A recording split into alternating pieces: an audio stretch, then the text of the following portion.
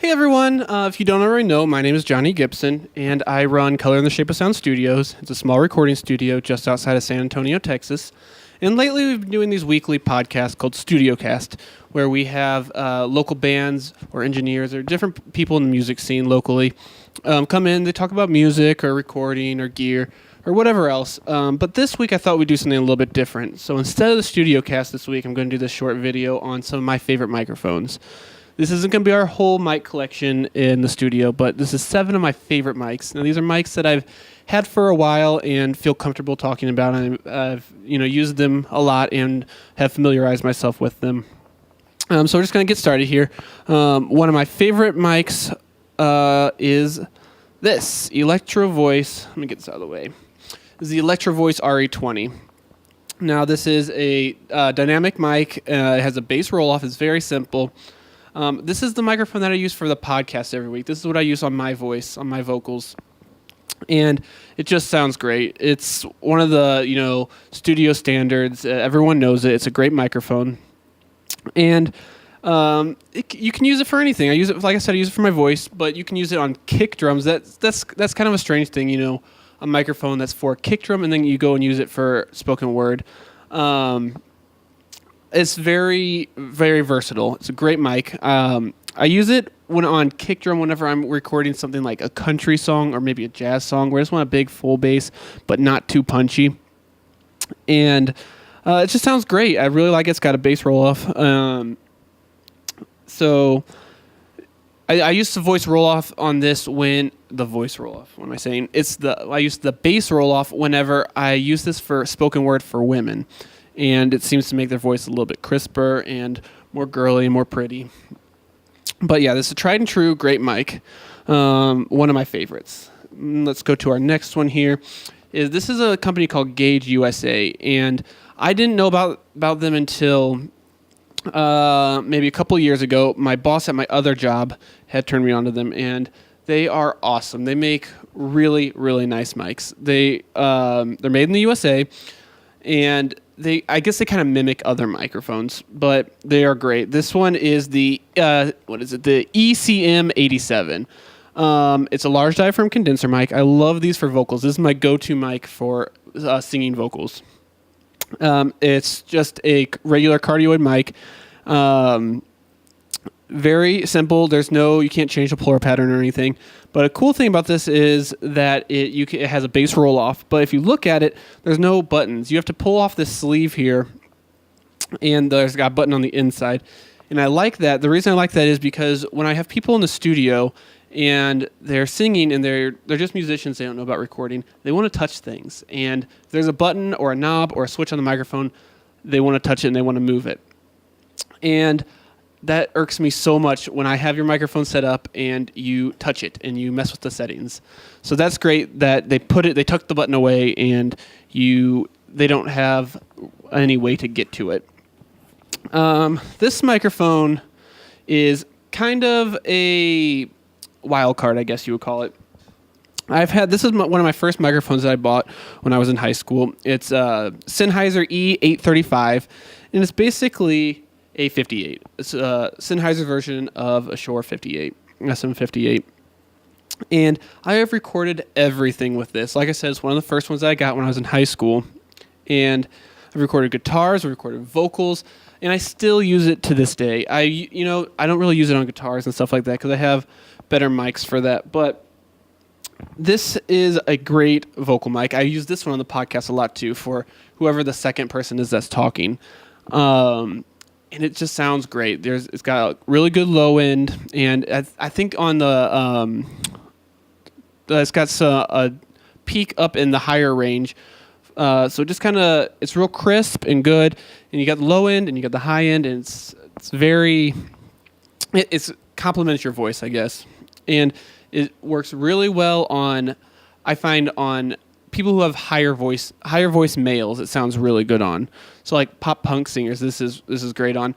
And I've used this live in the studio when I've recorded it. I know you saw a couple podcasts ago, I did a band called Icy Land. His vocals, he was using this mic, and it came out pretty good. And I recorded a record in here for Redeem 311. All the vocals on that were done on this mic. So it's this is real cheap. It's like $100 or something like that. And a lot of people look past it, and it's a great mic even for in the studio. It's not just a live mic, so I like that a lot. Moving on here, this is a really cool mic. It's an AKG D190E, and this is kind of a vintage mic, and I think this was made in either the 50s or the 60s, maybe the 70s. It's an old mic, though, and the Beatles actually had used this on some of their records, and it's just a regular dynamic cardioid mic, and it's just very unique sounding. It sounds vintage and it sounds old. So these are cool for different stereo mics and kind of using for effects. And it's like sometimes I will use these for room mics for vocals, and they come out really unique and awesome. So that's just an interesting mic. It's vintage, it's old, and just kind of unique. Next we have, this is again the Gauge USA. It comes in this really cool box. I don't know if you can see it. Let me move my list out of the way here. I'm getting text. Not sure if you can see this. I'll hold it up.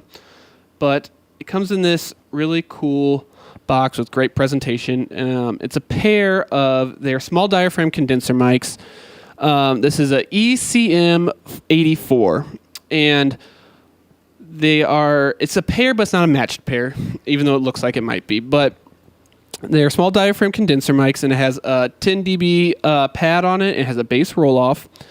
And now these are cardioid polar patterns, but the cool thing about these mics are it comes with second set of diaphragms.